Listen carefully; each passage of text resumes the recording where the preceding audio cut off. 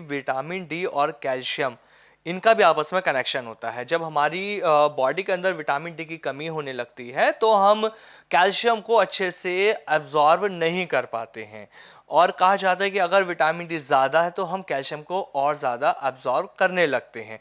तो पहले आप मुझे ये बताइए, विटामिन डी की कमी की वजह से भी क्या घुटनों में दर्द होता है, और ज़्यादा होने की वजह से भी होता है? क्योंकि बहुत सारे लोग परेशान रहते हैं इन चीज़ से। इस प्रॉब्लम को हम कैसे ठीक करें, ये आप बताइए। एक्चुअली घुटनों की जो मेन प्रॉब्लम आती है ना जी, हड्डियों की, वो आती है सिर्फ कैल्शियम के रूप में ही। अगर कैल्शियम कम होगा तो प्रॉब्लम आएगी। अच्छा गोल साहब, विटामिन डी और कैल्शियम आपस में लिंक है। विटामिन डी को कैसे बढ़ाया जाए जिससे हम इस प्रॉब्लम का हमें सॉल्यूशन मिल जाए, ये भी आप हमें बता दीजिए। आपको पता है जो बीट रूट है, ठीक है। चुकंदर, जी बिल्कुल। कमाल कर चलते हैं, बहुत लोगों को हमने दिया है। हम उसको पाउडर रूप में देते हैं, अदरवाइज अगर फ्रेश मिलता है, ठीक है। जिनको फ्रेश मिलता है हम उनको बोलते हैं कि भाई इसका कम से कम 3-4 चम्मच रस जो है वो सुबह सुबह पीना चाहिए। और साथ में आंवला, आंवला जो है वो हमेशा विटामिन डी और कैल्शियम और उसके साथ B12, और B12 भी बहुत लोगों का कमी रहता है, वो उसकी कमी होना भी शरीर के दर्दों का कारण बनता है। तो ये चीज़ों को, जो आंवला पाउडर है और बीट रूट पाउडर है, या बीट रूट जो फ्रेश मिल जाए जूस, जो आंवले का फ्रेश जूस, वो कमाल करता है। गोयल साहब, एक चीज़ और मैं आपसे पूछना चाहता हूँ। कहते हैं कि अगर आप लोगों को घुटने की प्रॉब्लम है, घुटने में लगातार आपके दर्द बना रहता है, तो इसके पीछे वात का कारण है, मतलब वात की बीमारी है। वात पूरे शरीर में घूमती है जिसकी वजह से प्रॉब्लम आपकी होती है। तो जो ये वात की वजह से घुटनों के दर्द की प्रॉब्लम बन रही है, हम इस वात को कैसे ठीक वात, करें, ये भी आप हमें बताइए। हाँ, जो वात है ना, क्यों वायु बन रही है इतनी, वो है गट हेल्थ से प्रॉब्लम। अब पेट में गैस बनती है, खाना है, एसिडिटी है, डाइट ठीक नहीं है, उसके कारण वो हम सेट कर देते हैं। लेकिन लोगों को सबसे ज़्यादा अगर ये प्रॉब्लम से बचने का सल्यूशन बताया जाए तो वो है पंचम हल्दी। अच्छा गोयल साहब, मतलब 5 हल्दियाँ। 5 हल्दियों का मिश्रण है पंचम हल्दी। एक है उसमें काली हल्दी जो शरीर का ऑरा बढ़ाती है, और एक है उसके अंदर अम्बा हल्दी, और एक है दारू हल्दी जो यूरिक एसिड, यूरिया, जो इन चीज़ों को कंट्रोल कर देती है, और एक उसमें है येलो हल्दी जो एंटीसेप्टिक का काम करती है। मतलब वही जो नॉर्मली हम अपने घर में यूज़ करते हैं वो वही। एंटीसेप्टिक का काम करती है, वो बढ़िया चीज़ है। और एक इसमें है जंगली हल्दी जो नसों के अंदर ब्लड सर्कुलेशन को बनाती है। 5 हल्दियों का ये मिश्रण बनाया जाए, ये आपने सुना होगा, और इसको आप नोट कर लीजिएगा। नोट करके आप कहीं भी किसी भी पंसारी से जा कर के मांगोगे जो जड़ी बूटी बेचते हैं, उनको बोलोगे कि ये 5 चीज़ें दे दो जी, गोयल साहब ने बताई थी। अगर वो फिर भी उसको समझना है तो वीडियो दिखा देना। और साथ में पंसारी भाई साहब को मैं बोलता हूँ कि अगर आप उनको सही चीज़ें दोगे तो वो आपको बार बार आके आपको मिलेंगे और लोगों को भी बताएंगे आपसे, और आपकी क्लाइंटेस बढ़ेगी।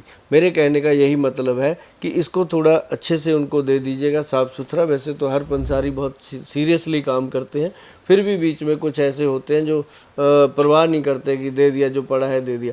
लेकिन ये जो है 5 चीज़ों का जो मिश्रण है, कमाल का मिश्रण है, और इसके साथ बाय पूरी तरह कंट्रोल होती है। और अगर दूध के अंदर, और आपको मैं बताऊं, और बड़ी पेन किलर पंचम हल्दी आधा चम्मच, उसमें 1 चुटकी भर काली मिर्च का पाउडर, और उसके अंदर 1 चुटकी भर हींग मिला करके अगर पी ले तो ये एक पेन किलर की तरह काम करती है। तो इससे क्या है कि घुटनों के दर्द में आराम मिलता है, और साथ में अगर पंचम हल्दी के साथ काला गोंद मिला के लिया जाए तो बेहतरीन रिजल्ट जो आते हैं। गोयल साहब, एक चीज़ और देखने को मिलती है, जब हमारे घुटनों में दर्द होता है, लोग परेशान रहते हैं, उनको बस ये रहता है कि कैसे भी करके इंस्टेंट उन्हें आराम मिल जाए। इसलिए बहुत से लोगों को आपने देखा होगा वो पेन किलर भी लेते हैं, लेकिन बहुत से लोग ऐसे हैं कि वो चाहते ही नहीं कि वो पेन किलर खाएं, लेकिन उनको आराम आ जाए। तो वो ऐसा क्या करें रिलीफ पाने के लिए, उन्हें पेन किलर भी ना खानी पड़े और घुटनों के दर्द में आराम आ जाए? इमीडिएट यही नुस्खा अभी मैंने बताया, इमीडिएट काली मिर्च, हल्दी और हींग मिलाकर पी ले, 15 मिनट लेट जाए, 15 मिनट के बाद वो एकदम तंदुरुस्त हो जाए। मतलब गोयल साहब, इसको लेने से इमीडिएट रिलीफ मिल जाएगा घुटने के दर्द में जो परेशान थे लोग। इमीडिएट पेन किलर की तरह काम वाओ, करता मतलब बहुत ज्यादा फायदेमंद है ये। तो क्या क्या हमें परहेज करना चाहिए अपनी डाइट में, क्या हमें नहीं खाना चाहिए जिससे कि घुटनों के दर्द की जो आवाजें आ रही हैं, जो दर्द हो रहा है, वो आना बंद हो है। जाए? कुछ भी नहीं, भाईवादी की चीज़ें छोड़ दो, और जिसमें माँ है, राजमा, आलू, उड़द की दाल है, राजमा है, आलू, चावल, अरबी, भिंडी, सफ़ेद चने और वो चिकनाई वाली सब्जियां, ये बंद करके हरी सब्जियां खाओ। बचाए क्या है खाने बचाई को? सब कुछ। 56 भोग होते हैं, मैंने तो 7 बंद लेकिन किए। लोग तो यही कहेंगे ना कि गोयल साहब आपने तो हमारा सब कुछ छुड़वा दिया ना, घुटनों के दर्द का परहेज पूछा था और आपने तो सब बंद कर दिया। कुछ भी नहीं छुड़वाया। 49 आपके लिए खाने को दे दिए। सैलड खाओ सुबह, उसका फ्रूट खाओ, क्या नहीं खाने को, दुनिया भर का पड़ा है। खट्टी चीजें घुटनों के दर्द में खा सकते हैं? मुझे तो लगता है हम उनको कुछ भी ऐसा मना नहीं करते कि नहीं खाना, लेकिन हम उनको बोलते हैं नींबू तो बिल्कुल नहीं खाना। नींबू बाई का घर होता है, बाई करता है। नींबू नहीं खाना। और जितने ये अचार हैं, मुरब्बे हैं, ये नहीं खाने जो खटाई वाले हैं। अच्छा, तो खट्टे में क्या क्या खा सकते हैं ये भी बताइए आप। वो सिरका जो है वो एक औषध का काम करते हैं। अब सिरका किस चीज़ का लेते हैं, सेब का लेते हैं या किस चीज़ का वो सिरका लेते हैं, वो देखना होता है। मतलब गोयल साहब आप ये कहना चाह रहे हैं कि हमें उन चीज़ों को बिल्कुल छोड़ देना चाहिए, अपनी डाइट में से हटा देना चाहिए, खाना बिल्कुल छोड़ना चाहिए, जिससे हमारे शरीर के अंदर वात बनती है। वात परहेजी होती है तो उसकी जगह पे त्रिफला पाउडर लेता रहे। शाम को 5 बजे जेंट्स के लिए, 5 बजे लेडीज़ के लिए सुबह। तो ये मतलब सुबह लेडीज़ लें, शाम को लें भाई साहब, तो कमाल के रिजल्ट है। और जितनी बाई बात दी है, जितनी डाइजेशन में प्रॉब्लम है, उसी ने कवर कर देनी है। बहुत सारे लोग ऐसे होते हैं ना, उन्हें आइसक्रीम और कोल्ड ड्रिंक बहुत ज़्यादा पसंद है, शौकीन होते हैं वो इन चीज़ों के, तो वो क्या देखो, जो जिसको एक बार घुटनों में दर्द हो गया, जब शरीर में दर्द हो गया, जो हड्डियों से रिलेटेड कोई प्रॉब्लम हो गई, उनके लिए ठंडा खट्टा तो बिल्कुल मना होता है। गुल साहब, जैसे कि अब सर्दियों का मौसम चल रहा है, लोग गर्म पानी से नहाते हैं, और जिन्हें घुटनों के दर्द की प्रॉब्लम है तो क्या वो गर्म पानी से नहा सकते हैं? उनको किसी तरह का कोई नुकसान तो नहीं होगा गर्म पानी से नहीं, नहाने कोई से? प्रॉब्लम नहीं है, गर्म पानी से नहाना चाहिए। और साथ ही अब सर्दियाँ आ गई हैं, च्यवनप्राश खाना चाहिए। हाँ, बहुत बढ़िया कंपनी का और महंगे वाला, जो 3-4 हज़ार रुपये किलो होता है च्यवनप्राश, वो खाना चाहिए। नॉर्मल च्यवनप्राश खाने का फ़ायदा नहीं, उससे ज़्यादा बढ़िया है कि दूध पी लिया करो दही उसमें हल्दी मिला के। अगर च्यवनप्राश खाना है तो असली वाला खाओ। गोयल साहब, इसकी क्या गारंटी है कि जो महंगा है वो असली होगा? नहीं, ऐसी कोई बात नहीं। जिस पे वैद्यमान लिखा है वो असली है, बाकी मुझे पता नहीं। ये मैंने पूरा जो देखा है अभी तक अपने 15-20 साल के एक्सपीरियंस में, तो हमारे वैद्य बनाते हैं और एडवांस में पड़ा रहता है लोगों का कि हमें भेजना है। अब एक एक घर में 4-4, 5-5 किलो का डब्बा जाता है। हमारे पास ओपन ही देते हैं हम तो। हमने कभी इसको ऐसे लॉन्च वांच नहीं किया कि ऐसे करो, क्योंकि वो जो चीज़ें बनती हैं वो ऐसी बनती है। जो डब्बे में पैक हो जाती हैं ना चीज़ें, तो उनमें बहुत ज़्यादा चीज़ें आ जाती हैं, मार्केटिंग आ जाती है।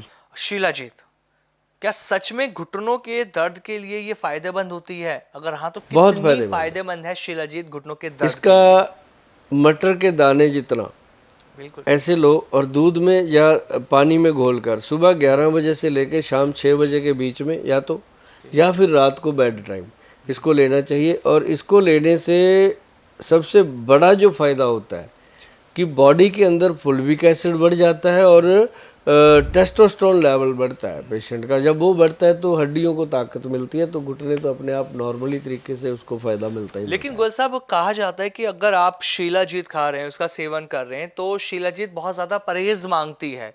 तो किन किन चीज़ों का परहेज करना चाहिए जो लोग शिलाजीत को खा रहे हैं? शिलाजीत परहेज तो मांगती है। शिलाजीत के साथ बहुत सारी चीज़ें हैं जो नहीं खानी होती, इसके विपरीत आहार होते हैं। और उसको मैं कहता हूँ ज़्यादा खट्टी चीज़ इसके साथ बिल्कुल मना होती है। खटाई इसके साथ खाओगे तो बहुत ज़्यादा पछताओगे। ये ज़रूर ध्यान रखना कि जब भी शिलाजीत खानी है, दूध में घोलकर या पानी में घोलकर, उसके 1 घंटा पहले और 1 घंटा बाद में कुछ ऐसा खाना नहीं चाहिए। इसको नॉर्मली लेना चाहिए। बहुत आनंददायक चीज़ है। गोयल साहब, मैंने एक चीज़ और सुनी है, कहा जाता है कि शिलाजीत का जब आप सेवन कर रहे हैं तो जो गहत की दाल होती है वो नहीं खानी चाहिए, क्योंकि वो इसके विपरीत होती बिल्कुल है। बिल्कुल विपरीत होती है। पहले कुछ खा लो, बाद में कुछ खा लो, कोई दिक्कत नहीं है, क्योंकि शिलाजीत 1 घंटे में अपनी बॉडी में डिजॉल्व हो जाती अच्छा गोयल साहब, एक चीज़ और है, एक मिथ ना लोगों के अंदर बहुत ज़्यादा बना रहता है कि उन्हें लगता है कि जो लोग घी कम खाते हैं, फैटी एसिड कम खाते हैं, तो उनमें घुटनों की समस्या ज़्यादा बढ़ सकती है। है, बढ़ सकती तो है। ये क्या सच है? उनको घी मना कर दिया जाता है, डायरी प्रोडक्ट मना कर दिया जाता है, क्योंकि घुटनों में चिकनाहट चाहिए हमें, वो मिलेगी कहाँ से। हाँ, मैं ये कहना ज़रूर चाहूँगा कि जिन लोगों को ट्राइग्लिसराइड हैं या ज़्यादा कोलेस्ट्रॉल लेवल बढ़ा हुआ है बॉडी का, वो उन लोगों के लिए जो देसी घी है वो गाय का सबसे बेहतर है। और अगर नहीं आपको लगता कि नहीं है तो आप बादाम का तेल लीजिए, जैतून का तेल लीजिए, तिल का तेल लीजिए, इस तरह की चीज़ें खाओगे, मूंगफली का तेल लीजिए, वो उससे भी ज़्यादा फायदेमंद है। तो ये चीज़ें।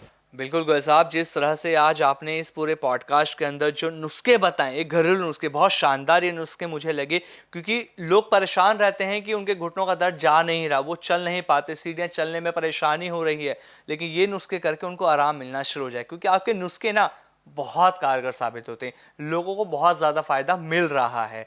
तो आपने जिस तरह से हमें बताया, मैं लोगों से यही कहना चाहूँगा कि अगर और भी कोई समस्या है, कोई परेशानी है, वो उन्हें लगता है कि उनकी प्रॉब्लम ठीक नहीं हो रही, तो गोयल साहब के नुस्खे अपना के देखिए, और वो हमें कमेंट करके भी गोयल साहब बताएंगे कि हम आपसे किस बारे में आगे बात करें, तो हम ज़रूर उस टॉपिक पे बात करेंगे। गोयल साहब, बहुत बहुत धन्यवाद आपका हमारे पॉडकास्ट में जुड़ने जी के लिए। धन्यवाद। नमस्कार गोयल साहब।